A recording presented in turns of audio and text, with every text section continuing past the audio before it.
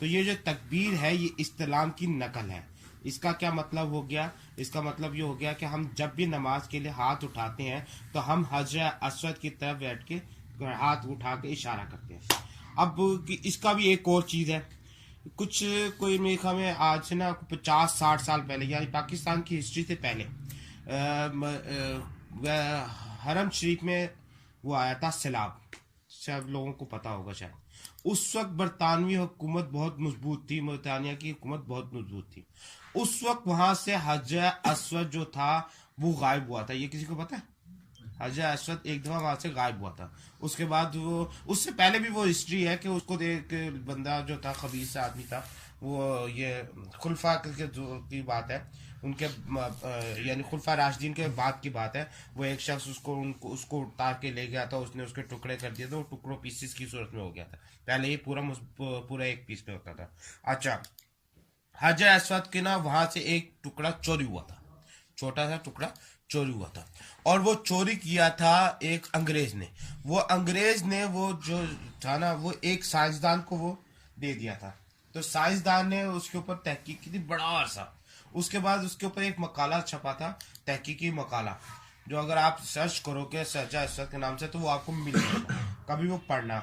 उसके अंदर क्या है, उसके अंदर उसने ये कहा है कि हजर अस्वद सिर्फ एक पत्थर नहीं है। अब मैं इसको पहले इस तरह से बयान करता हूँ। मेमोरी कार्ड तो आजकल हर किसी को पता है। कभी देखा है मेमोरी कार्ड को तोड़ के उसके अंदर क्या होता है? एक छोटी सी बारीक सी झिल्ली सी होती है। ठीक है, इसका क्या मतलब है? हमने यहाँ तक तरक्की कर ली है कि हम मेमोरी को जो है ना, मशीनरी को वो झिल्ली की सूरत तक ले आए। समझ आ गई ना? झिल्ली की सूरत ले आए। अब अगर फर्ज करो, मैं कहता हूँ कि साइंस इसको और तरक्की करती करती करती इसको बिल्कुल बारीक जरे में ले आती है, तो तरक्की तो हो रही है। यानी कितना जीबी का डाटा, कितना बड़ा बड़ा डाटा हम कितनी छोटी जगह में स्टोर करते जा रहे हैं। मगर हजर अस्वद तो हम यही बताऊंगा, और है भी यही, कि वो जन्नत से आया हुआ एक पत्थर है जो अल्लाह सुब्हाना ताला ने भेजा, और वो वहां पे नफ्स किया गया। अब वो जब उसके ऊपर तहकीक की कि ये पत्थर में कोई खुसूसियत है, ये खासियत क्या है, ऐसी चीज क्या है जो मुसलमान इसको, वो तो अलग चीज है ना कि वो जन्नत से आया, हमारे सरकार की निस्बत है, वो तो एक अलग चीज है। इस ईसाइयों के लिए, दूसरे मज़ाहब के लिए तो ये एक आम सी चीज है। वो उन्होंने उसके ऊपर तहकीक की तो उनको क्या पता चला, जो मकाला था वो कमाल था। वो कहते हैं कि ये इतना, इसका जो इतना सा पीस है, यानी माइक्रोन के बराबर जो पीस है, उसके अंदर भी इतनी ताकत है कि वो 10,000 अरब लोगों का डाटा सेव कर सकता है। कितना है? इतना सा पीस जो है 10,000 अरब लोगों का डाटा सेव कर सकता है। मतलब क्या हुआ? अब इसको जरा इस सारे मामले को मजमुआ करो तो तुम्हें पता ये चलेगा कि जो भी इंसान पैदा होने से, सरकार ने जब से नस्ल किया उस वक्त से लेके क़यामत तक जितने लोग नमाज पढ़ेंगे, जब भी वो हाथ उठाएंगे तो हजर अस्वद उनको रिकॉर्ड कर रहा है।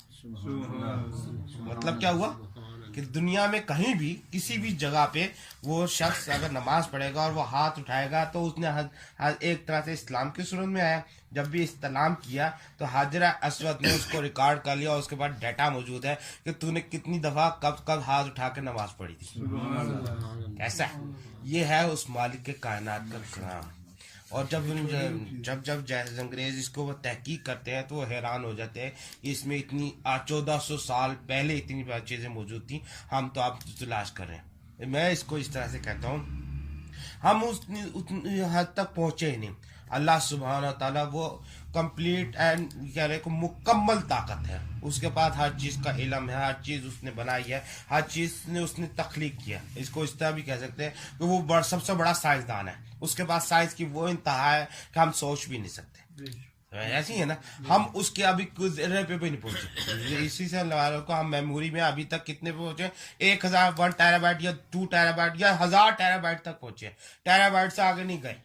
मगर वो क्या कर रहा है? वो इस तरह कर रहा है। इसी तरह से मिसाल है लोहे कलम की। अब हम सोचते थे कि लोहे कलम क्या चीज़ है कि जिसके अंदर पैदा होने से लेके आखिर तक का डाटा मौजूद है, यानी सर अल्लाह सुब्हाना ताला ने हर चीज़ तरतीब दे दी।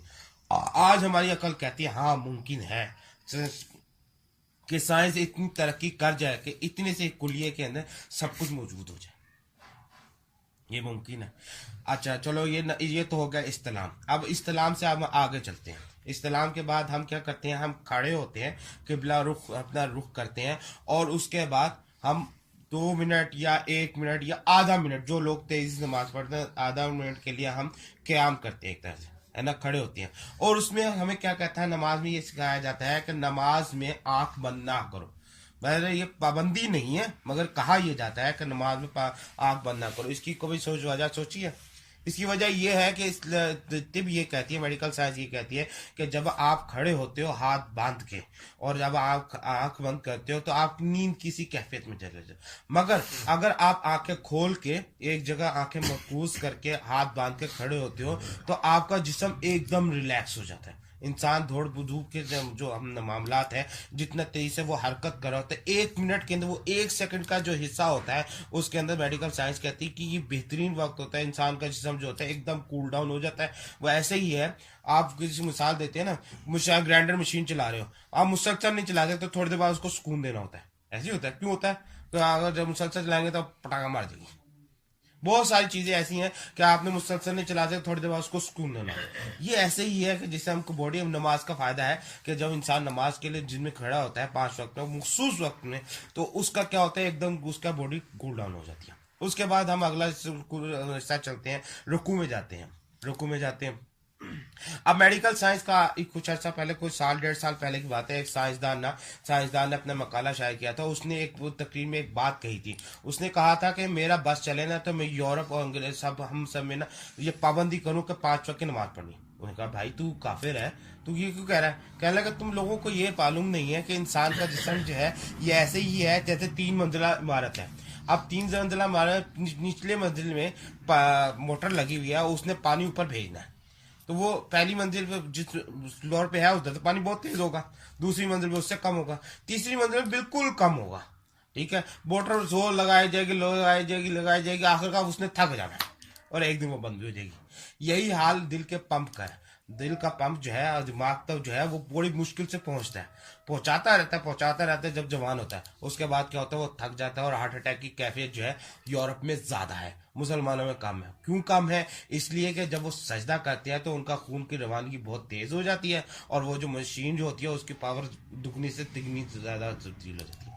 मगर साइंस ये भी कहती है कि एकदम सजदे में जाने से जो होता है एकदम वो उलट भी जाता है। इसलिए अल्लाह सुब्हानहू तआला ने क्या रखा, पहले रकू रखा। रकू में क्या है, आप पहले उस कैफियत के लिए अपने आप को तैयार करते हो, रकू में जाते हो, अपना सर झुकाते हो, खून की रवानगी तेज होती है, उसके बाद आप सजदे में जाते हो और प्रोसेस पूरा हो जाता है। उसके बाद आप 2 मिनट के लिए फिर उठते हो, अपने आप को नॉर्मल करते हो। अब ये क्या है, एक्सरसाइज है। उसके बाद फिर सजदे में जाते हो, फिर अपने दिमाग को सारा खून देते हो। कैसा खूबसूरत निजाम हो गया, हर चीज बीच में आ गई। अगली चीजें मैं आहिस्ता आहिस्ता तो बयान करूंगा। इसके मुताबिक किसी ने और कोई बात पूछनी है तो मेरे से पूछ सकता है। हाँ भाई, कोई सवाल है? अब्दुल्ला साहब कहाँ गए? कोई सवाल नहीं है, कोई सवाल नहीं। आज कोई सवाल नहीं है।